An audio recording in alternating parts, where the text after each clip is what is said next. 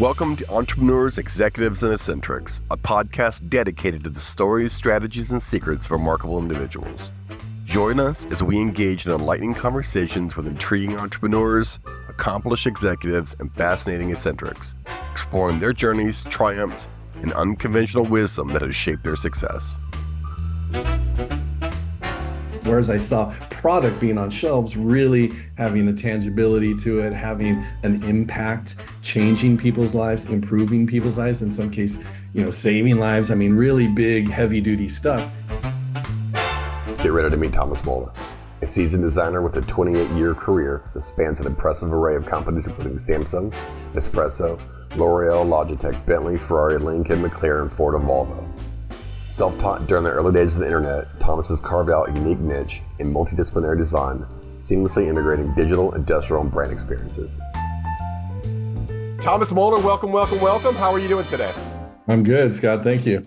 So it's funny, we were just talking earlier, I'm going through your profile, right? And I see things like companies like Nespresso, Autodesk, so AirPod, Samsung, L'Oreal, Logitech. The list just goes on and on and on and on. So I want to understand, and we want to understand exactly what you do. Just what do you do for these companies, and how the hell did you get here?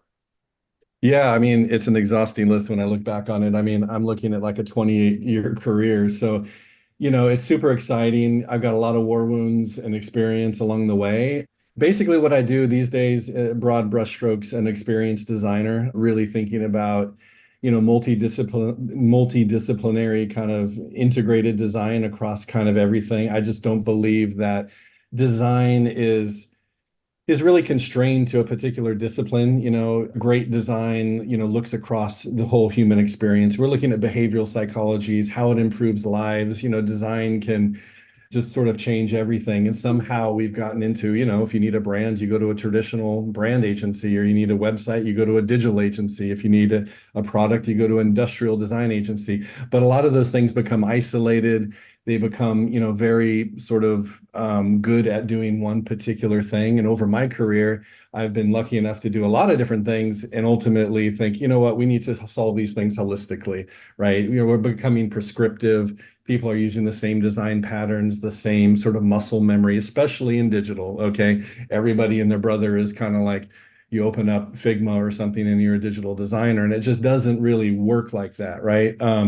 So I think, the digital design industry in particular, has a little bit of sameness to it. There's been this incredible, growth and explosion of technology and in digital in our lives. We all know that. But as a sort of follow on from that, we've just got zillions and zillions of digital, quote unquote, digital designers that aren't necessarily kind of breaking the rules and challenging convention and doing something fresh and new, which we all need. But, I'm fundamentally, back in the day, digital. I'm self-taught. So the way I kind of got here is I'm a product of like mid-90s, right? I'm going to school, going to university up in Northwest Washington, not a clue what I want to do. Thought I was, going to be a finance major, get into it.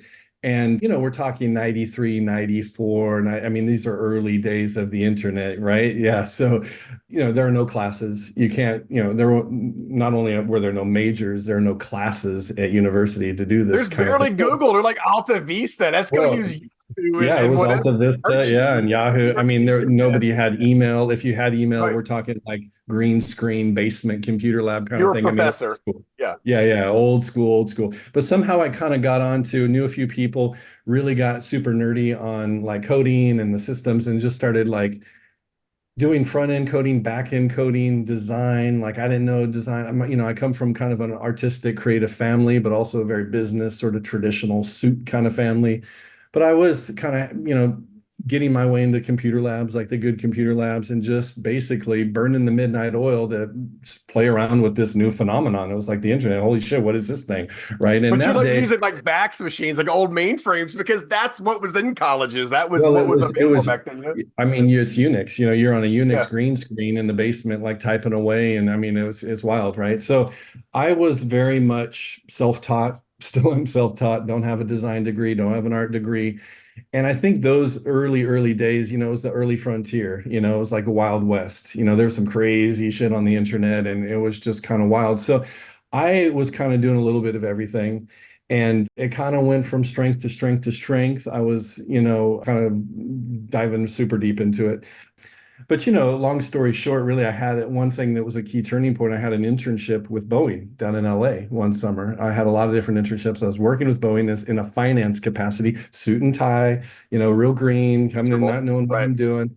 So I'm Right. having lunch with a boss, and we're talking about the internet. Oh, this is wild. What's going on with the internet? Early days. And I was like, yeah, I'm super into it. I'm on these like telnet groups. I'm on these chat. I'm on designing stuff. I'm coding. It's like, oh shit. Well, we're doing the first website for Boeing, and you should get on that team because we need people. And so I got on it, helped them design it, helped them launch it. And then I kind of came back to university, continued to do it, getting better, got a proper job, getting paid. And that was a little bit of a mashup too. That was like when you're a quote unquote webmaster, right? Well, And where did Microsoft fit in there? Like what? So it's Boeing and then other stuff and then Microsoft?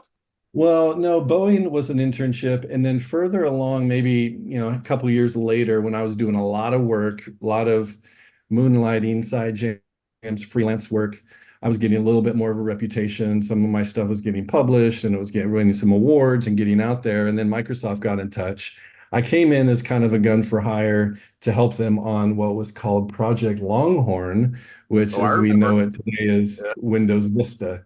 That was Windows Vista. So I came in still pretty green, still in university, and worked with the team to help concept up new sort of UI and new creative concepts for new technology that Microsoft was developing. Some of that stuff got into some Bill Gates keynotes. That was a really interesting process, especially as a young designer going down to Seattle. We're talking dot-com boom, everything's going on. And I'm in like I remember my first meeting, there was like 12 PhDs around this table, and there was just like giving me the knowledge. I'm like, oh my goodness. So, pretty quickly was listening, really sponging, listening to everything. And yeah, that was Microsoft. And I hung out there for a while, helped them kind of get some things resolved and just continued basically trying to be so hungry and so proactive about kind of all these different contract side jobs, doing Flash, doing XML stuff, doing e-commerce, Ah, so developing back-end systems, yeah. doing motion, animation. So wild, and it's funny enough, all these years later, before I joined Fuse Project in San Francisco, I had a job interview with Adobe in San Francisco, and ultimately was offered to lead all of Creative Cloud, Adobe Creative Suite. And in that sort of belabored interview process, I met one of the, original founders of Macromedia and Flash, kind of in the back corner. I mean, Flash is unfortunately dead for But the it most was part. the thing at the time. That He was was like like that. the guy. Yeah. He was like the Yeah. guy. And I was like, oh man, oh shit, you're like, so we really nerded out and that was really fun. But, I think I've seen a lot of the different, trends and a lot of the different evolution and permutations that we've seen in the industry. But, coming back to your original question, like I was really fundamentally digital. I was also very kind of well-rounded, which I think really helped me in terms of, an awareness of technology, awareness of coding. My coding isn't great these days. I do a little bit, but I sort of over the years understood what it meant to kind of work with developers, understand the workflow and the process, understand how to get kind of an idea all the way through to, production and implementation. But I also realized that I needed to also focus, so as the internet and the technology sort of evolved and matured, I was really focusing more on the kind of creative and visual design aspect of it. Yeah. So, but it's interesting though, because I look at, there's also a pattern, right? You're like Bentley, Ferrari, Yeah. Lincoln. Like, there's kind Yeah. of, there's also this kind of automotive, but now I realize that's like what, 4 or 3 examples out of like 8,000 examples. But it's just Yeah. interesting because if you drill into this project, you're like, oh, well, that's the visual interface, for this car. Oh, that's actually the website. It feels like you're doing this hybrid of industrial design, digital design, branding. It feels like more than like two or three different disciplines all kind of converging into one That's view. it. Yeah, that's it. That's it. I mean, over the years, yeah, then I made a distinct shift from all the, we're fast forwarding quite a bit, but I was always in like agencies, kind of in the trenches, very hands-on, very design, and big traditional advertising marketing agencies, comms agencies, branding agencies.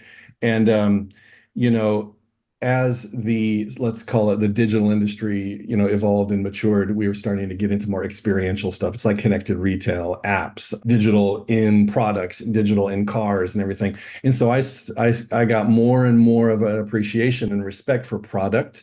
I saw a lot of advertising being fun, being super trendy and current and up to date, but also you put so much time and effort into these pitches and all this competitiveness, and it becomes very much about theater and all the big contracts in that space, and then somewhat of a short shelf life. Whereas I saw product being on shelves really having a tangibility to it, having an impact, changing people's lives, improving people's lives, in some case saving lives. I mean, really big, heavy duty stuff. And I thought, you know what, that's the kind of shit that I feel like I can really dedicate myself to. And I found myself, having kids and having, getting more grown up in my own career, feeling like, all right, let's do some serious stuff. And part of that move to product and industrial design got me into automotive, right? And I have had the privilege of, and I'm a car guy, I love cars. So, Bentley, Volvo, Ferrari, McLaren, Lincoln, and Ford. And it's just been a really fun run. Done some interesting stuff with autonomy, a couple autonomous projects, and even recently some stuff with the new startup in San Francisco, Tello Trucks, a little Yep. electric truck coming I out of looked Fuse into it. Project. So, I saw it on your deal. I drilled into it. It's a pretty awesome project.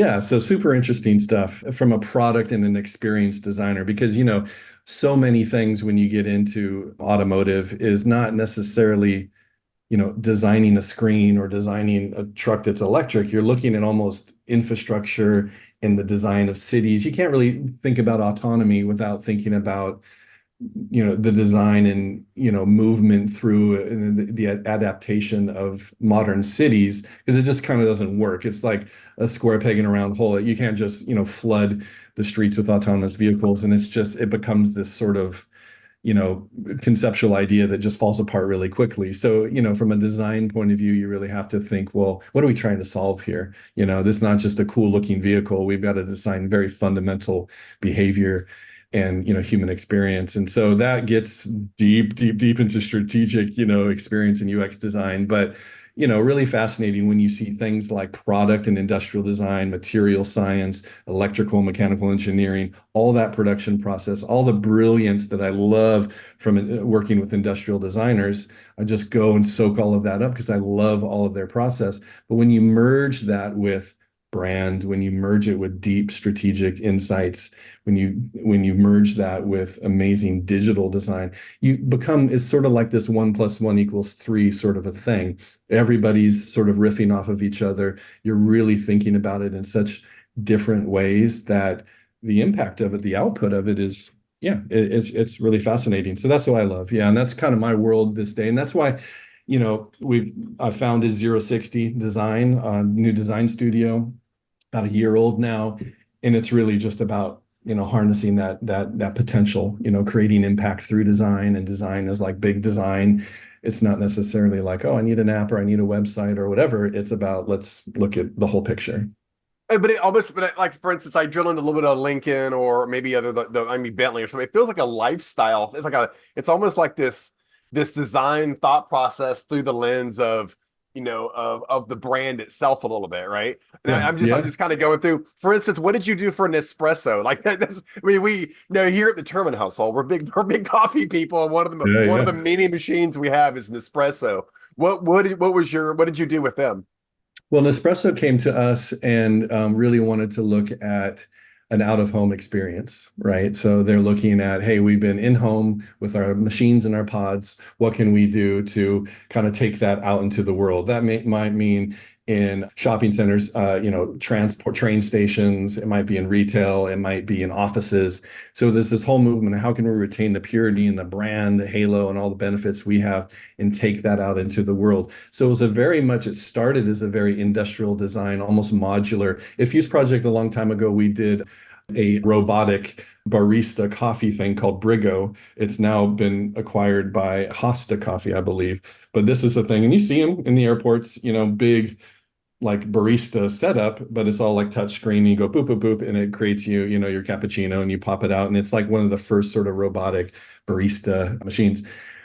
So it became a little bit like, how can we take all this amazingness of Nespresso and take it out into the world? But it was very fundamentally a digital interface, right? Big touch screens, big. So again, this is a great example of we had to back up a little bit and say, okay, we can make a really cool form that looks beautiful and you tap away and it's very much utilitarian. We have to, connect the profile, create the account, process, payment. We have to have, the menu items. But you step back from that and you think of how are we enabling people to have this coffee connoisseur experience? Reinforcing the brand too. Right. We are. And then it became all these other new things with the brand. So we were really challenging to them to say, well, everything right now, I will tell you with Nespresso digitally is absolute garbage. I have an espresso machine. You can sort of connect your app to the machine and it doesn't do anything. It's actually really, really shocking. But we sort of rebooted all of that and we thought, let's deconstruct the whole thing, build it back up from scratch where the customer is at the center of it. It's about coffee, connoisseurship. It's about understanding coffee, enjoying coffee more, whether that's at home, in retail, out of home, wherever. And, we imagine this whole new way of, rewarding, kind of loyalty, unlocking things, and actually making it really a core and fundamental part of the brand is the user-driven sort of, digital experience of the app. And so that was really good. It's all that work is not all live, and that's a big reboot for them and a big pivot.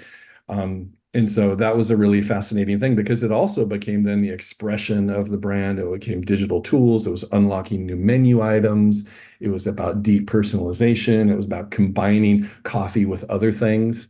So, the idea is once you sort of align on that strategic sort of North Star, all these things are like, oh man, this is what, and then it became, all right, this could be a real game changer for them. Yeah, it's interesting. As you talk, I keep hearing these things, but it really distills down to experiencing a brand, right? Yeah. A lot of the things you're describing is you're experiencing Nespresso, you're experiencing Lincoln, you're experiencing Bentley, right? You're experiencing all these things in a way through, where you're kind of reinforcing the brand, but it's also this kind of badass experience at its core. So back to just projects for a moment, what is the thing that you're most proud of? And you have like one project in your back of your head, you're like, that's the thing I always tell like my brother-in-law or whatever, when you're talking to someone.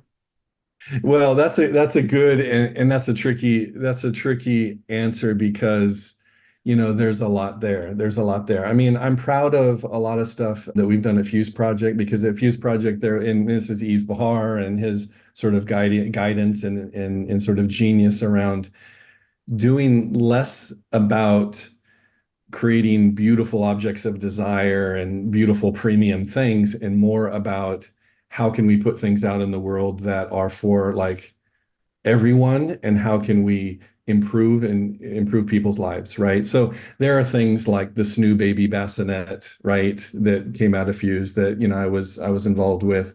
There are things like the Moxie robot, LEQ robot. There are even things there's just a lot of sort of everyday products, the L'Oreal UV Sense, the world's smallest little wearable that tracks your UV exposure. And then, and we've done some other stuff with L'Oreal around serious, like data-driven personalization around skincare that monitors kind of all your biometrics and exposure to pollution and all of these things to really start dialing in on the best quality skincare, that you can get. And so there's some really interesting stuff in there. Probably the funnest one that I had, and I did this with my my current co-founder of ZeroSixty, Cal Pesh, when we were at Sapient Nitro, now Publicis Sapient, we helped McLaren Automotive launch. And that was fascinating because not only like did we do, it turned out to be a real success story, but as a car nerd, that was a whole process of, when I heard in the agency that, oh, we just got an RFP and a pitch for McLaren Automotive, I was like, yeah, I'll take that one. And we really like hit it super hard. This was like dealership experience, motor shows. We were doing website, we were doing photo shoots, we did film, we were doing, exploded, technical drawings for Wired magazine. I mean, we were in the basement going through the archives. I mean, we touched so much of everything with McLaren, and that was with the MP412C, their launch vehicle, and the P1, and just spending time there, spending time with Frank Stevenson, their head designer, and being involved in, I mean, we didn't obviously design the P1, but we were kind of there. This is the most advanced hypercar in the world, right? So you see this process, you're part of it, and then you see they kind of go on to be really successful with their launch and their business. And that was just such a fun thing, to be involved with. So yeah. That's no, but how do you go from one to the? I don't. It's just I'm really having a hard time seeing the career path, right?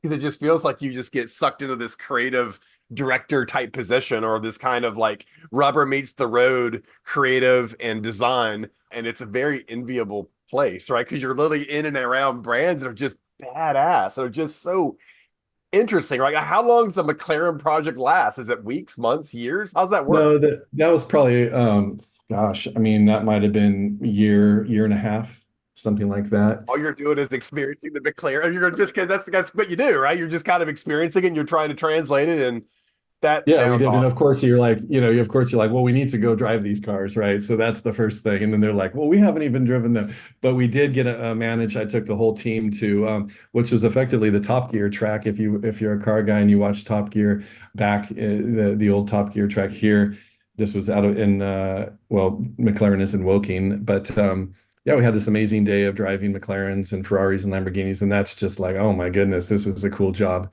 But a big part of, for me, my path, which is different from a lot, is, I've always been, very hands-on. And that kind of comes from my being self-taught, and, I've always wanted to be really close to the work. And so these pitches and this work have been, designing hands-on. Even though I'm looking after a team at Sapient, I was looking after a team of over 100 designers and creatives, other teams, 15, 20, 30.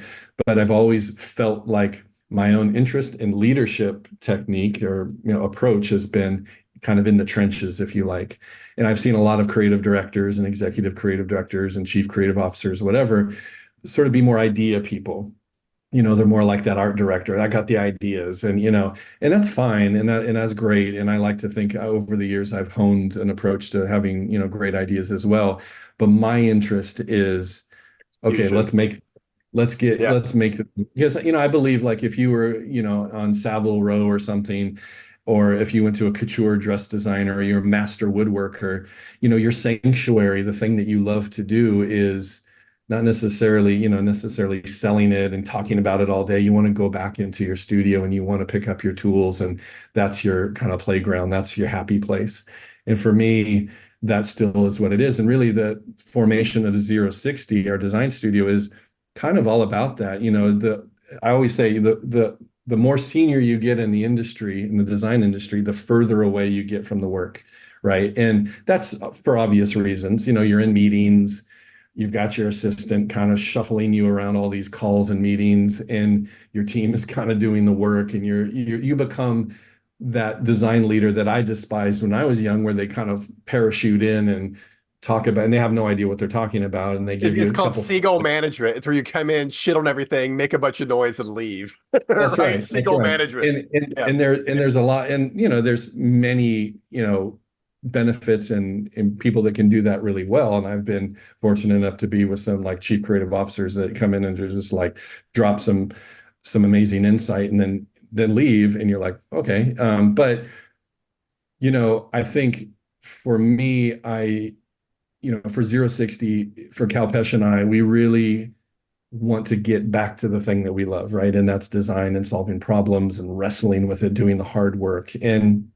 you know, that is like straight, removing all the noise, removing all the overhead, removing all of the kind of theater and nonsense. You have like 10 account directors in the room and 14 project man, oh, blah, blah, blah, blah, blah. And it's like all of a sudden, can we just get into it? So we've also kind of backed away and looked at our careers and said, the most impact that we had on both sides was when we were just in lockstep with our clients, talking, having workshops, wrestling with the thing. Design is never just a linear straight path. It's this meandering, difficult, thing. And so we felt that if we really want to do some impactful work, we need to get, set the whole structure up and our business up so that we can have the room to do that. So that's what we're doing. And I think a lot of my career and the benefit of kind of getting close to all these great brands and these great opportunities is kind of a function of that, because, if you're on the sidelines under the radar, not doing anything, at some point you separate the wheat from the chaff. I mean, you got to be like, all right, let's get going, right? Because there's been a lot of people that have the ideas and it stops there and it just doesn't work. I have a thesis. I'm still kind of working on it. There's the idea. I've been asked to sign about 1,000 NDAs, non-disclosure agreements, in my lifetime. My answer is typically no, because that's horseshit. I'm not gonna sign an NDA for your, like, I don't know, your, like, Facebook for cats or Grindr for dogs or whatever, right? I'm not signing an NDA for that garbage, because no ideas are not that special. What's special is execution. Execution is what separates the idea. Like, oh, well, I had the idea going to space. I guess that's all it is, all it takes, right? No, it's the execution of the idea that actually matters. Going back to that, like that as you get older thing, right? You start to get farther and farther away from execution, right? And for instance, when you look at like the group of people that put us, on the moon, the average age is 27. Right? 27 years old. And I think it goes back to the brilliance of the 20s. And literally, like, companies are built. Microsoft was built on the backs of 20-year-olds. The brilliance and speed and diligence and all these things of 20-year-olds. And as we get older, we get farther and farther away from execution. It's really more the management and kind of leadership, and it's just not as fun. Right? Well, it's not. I mean, but with those years and all that expertise and the sage wisdom, you have to sort of evolve your own approach and find out where your value is, right? It's like you could be a professional basketball player. Well, it's not going to last, So at some point, maybe you become a coach or, something. We have these chapters of our career and everything. I mean, design is a little different. But, when I was working at McLaren, I always reflect on, I worked with Frank Stevenson. He was the chief designer at McLaren. Amazing, incredible person and designer. Like, he speaks like 5 languages, grew up in Morocco. He's designed Ferraris and BMWs and like everything under the sun, flying cars now. I mean, he is legitimately one of the, most incredible designers around. Here's a guy, we were back in sort of the, the secure basement where nobody goes. And, this is all about, biomimicry and using holographics and all the clay modeling and I mean, we're talking like, when you design and build like the McLaren P1 at that point, the world's most advanced hypercar, no doubt. I mean, there's some next level stuff. That ain't just an idea. And there was only a couple people on that design team. And I'm talking to Frank Stevenson. I'm like, well, how in the hell do you get this done? Because he is designing it. He's the head chief designer, and he's in there and he's sketching and he's designing. It's into CAD, it's into clay modeling, like obsessively pursuing every single like perfection, right? I mean, that's McLaren's motto, right? Everything for a reason, I think, is probably still it. And he's like, I just never sleep. I design, I go home, I sketch. So he is always on and obsessively pursuing, putting pen to paper and thinking and ideating and working through that. And, that's not an easy place to be. And of course, we talked about this a little bit around I'm fascinated by this paradox of design, right? Like this, this obsession, this like tormented, obsessed designer syndrome, that if you are like a Frank Stevenson or whomever, and you just think, I've got to go home and sketch, I've got to work on it, I've got to iterate, I've got to think about it, review and research. I mean, again, biomimicry, you're looking at sailfish and how their scales, you know, have this movement, that this kind of behavior at speed that creates this vortex around them that increase speed. So they're kind of learning from that and then trying to filter that into the design of the car, how cheetahs elongate and how different parts of the vehicle can elongate and streamline and be more aerodynamic. And so he's talking to like fighter pilots in the Air Force around certain technologies they're using and how can I fit that back into the car. And you listen to his process and you understand like, man, this guy doesn't turn off. And that pursuit and that obsession for the perfection really is a stressful, hard place to be. And that's why almost a lot of times I think exceptional design feels really shit. So I know, but from a schmuck's perspective, like myself on the outside, right? I see tortured artists, right? I Yeah. see someone who is so obsessed and so, redlined, high RPM, so to speak, obviously, high Yeah. RPM functioning human. It looks like tortured artists from the outside, but when you Yeah. get into it, it really is. There's no place in the world that he would rather be. You would rather be. People who have this kind of obsession with design. That is I what they think should be so. doing. Yeah, I think so. And it is, a great, like, let's say if you're a design agency and you sit around having your little Friday drinks and go to the pub or whatever, and you think, man, we're good. Look at all our trophies, look at all our awards, we're good. I can guarantee you, as soon as you start talking like that, you're not good, right? The design agencies that are really taking things to the next level, they're like a pirate ship, they protect their process. I've been with design agencies that the owners of these agencies would tell a client, you can go fuck right off if you're going to, we're the designers, we, like they're collaborative and it's about, but they're so protective of what they do and so obsessive about what they do. The challenge, of course, the paradox is that can be a very stressful place for designers to exist, and it can feel like everything is horrible, right? Because it's never done. You have a meeting or a presentation in 10 minutes, change it, and you're not working an 8-hour day, right? And that is a difficult place to be in. And I'm fascinated because there's a great opportunity and the great design agencies and leaders get it right, where on one side, it's very dysfunctional and toxic. On the other side, it's incredibly additive and incredibly Right. empowering. And people are like, well, this is what my life has been kind of dedicated to do is do these things, right? So it's a fine line between, I've seen people pass out in design reviews because of the stress and the anxiety and just that dysfunction culturally that has been created. That's not a good place to be, and that doesn't work, right? And then you'll have high turnover, you'll have bad product, it won't be collaborative, people won't have a voice, et cetera, et cetera, et cetera, et cetera. On the other hand, boy, you can get to some incredible game-changing outcomes. Sure smells like art. It sure smells like a band. It sure smells like some just angry, disgusted artist trying to figure out how that, and then the idea that you're gonna somehow be controlled and that we're gonna create by committee, right? It just makes it feel so gross. Is ZeroSixty your first endeavor on your own? Yeah, I'm formally. I mean, I've done a lot of side jams, a lot of like gun for hire stuff, but this is the first time, I've said, okay, this is a proper thing.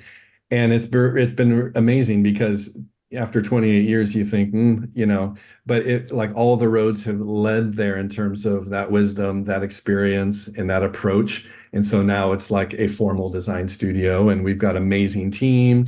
I've got amazing co-founder in Kalpesh Rathod that I've known for years, worked with him at many different agencies. He's an incredible, incredible creative and strategic mind, an incredible human. And it's like, all right, let's do this. And then we've got just incredible, the other amazing thing right now is the industry during COVID and post COVID is also distributed and we're all nomadic and hybrid and remote and everything.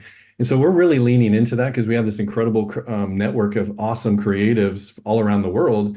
And now, like we know them, they're kind of part of our team, but we can kind of dip in and dip out and be bring in the exact sort of crack team that we want to for any given job. Like right now, we're doing a video game with Netflix, and that brings us into a different skill set, right? And then we've got things like we're working with, a company called FarmWise in Palo Alto that's doing intelligent, farming machinery. machine learning, AI, robotic stuff. And that's a different skill set. We do branding, we do strategy, we do all kinds of things. And so, that for us gives us the flexibility and the fluidity to adapt, but it also gives us the professionalism of like, all right, we're here to solve the big chunky problems. So here's the thing. So after this really awesome, really cool kind of career, right? You were able to design your life a little bit, right? It's like Zero 60. You're like, you know Okay. what?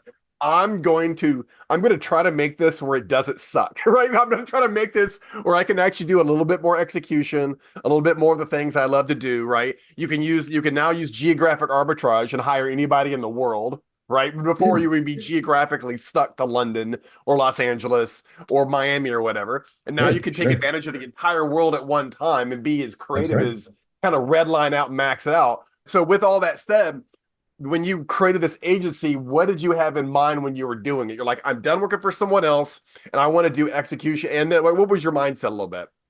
Well, my mindset was that creative freedom, but it's also that I felt in some ways in past roles constrained, constrained kind of operationally, constrained in what's the big idea, what's our roadmap, what's our 5-year plan, what kind of, clients do we, want to, pursue. And also I think a quality control level, like you said, nothing will happen unless you have those great production partners, right? Like you can't, if you design an amazing house and have these incredible architectural blueprints, well, now I need a good, general contractor and electrician and everything. And without those, it's not going to work. So I have this ability to pull in like these incredible engineers, app developers, designers, and engineers, mechanical engineers, electrical engineers, other manufacturers, app developers, people that really know AI. And so we are actually able to get things out the door and out into the wild quicker. We also have the flexibility. We're a bit of a venture studio, so partnering with people, having equity, royalties, shared, equity and co-founding things. We're actually investing in our own IP to get things out there in the wild.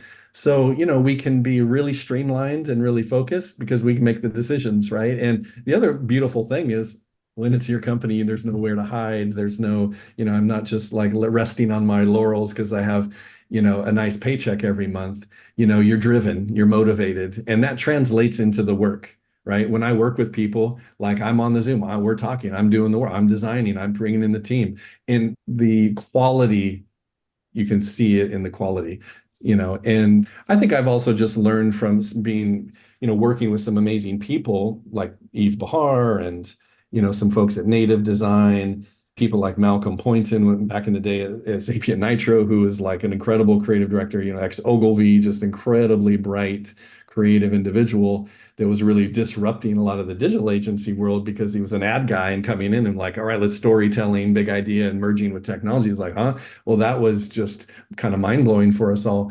But now I can sort of learn from them, right? And craft and sort of drive it in my own way. So, that's it. And also the partnership I have with Cal Pesh is so additive. We just, trust each other and, working with him just allows us to just get it done and do great work. And we're super pumped up about it. It's interesting. You were saying something along the lines of not having execution, right? The architect who could design this thing, but without the actual builders, without the actual, materials design, all that kind of stuff, you don't really have much, right? You You simply don't, have you the don't. idea. It kind of reminds me, you ever heard of Zaha Hadid, the Oh Iranian yeah, architect? of course, of course. She designed things that literally the materials didn't exist for. Yeah. She designed buildings that were never built because to this day, we don't have the materials to kind of build some of the stuff. Without the execution, an idea just stays an idea forever. So, one Yeah. last question, Thomas. What would you tell 20-year-old Thomas if you could go back in time?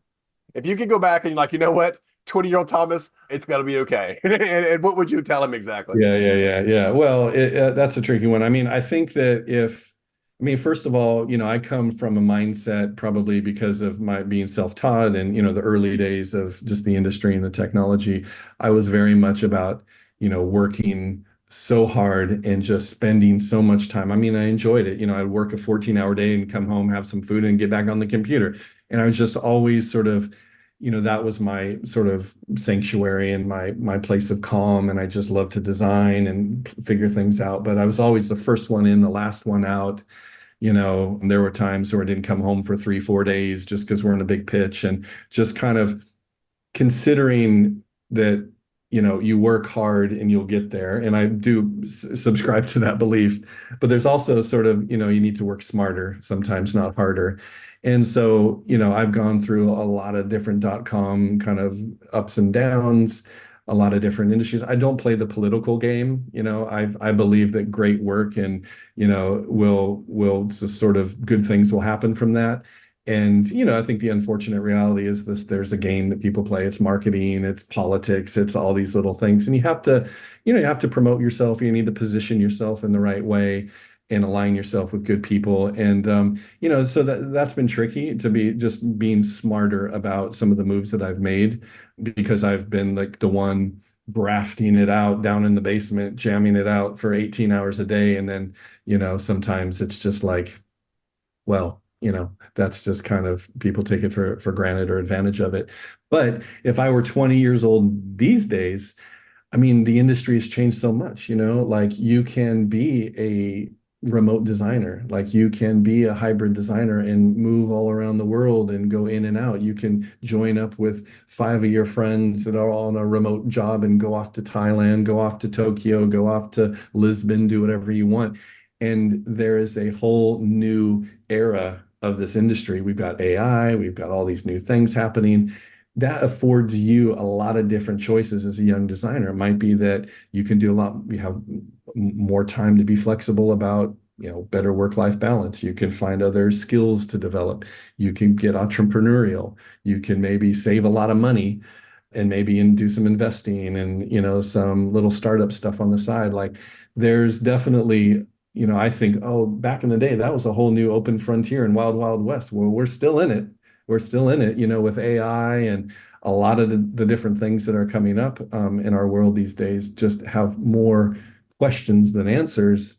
And that's pretty exciting. There's some complexity and some craziness to all of that, but we're definitely in some new interesting cycles. And I think for the young designers, it's an interesting time. Yeah. Thomas, I could talk to you for hours, and I think we've blown through almost 50 minutes pretty quickly. Thank you for coming on, and let's probably do this again.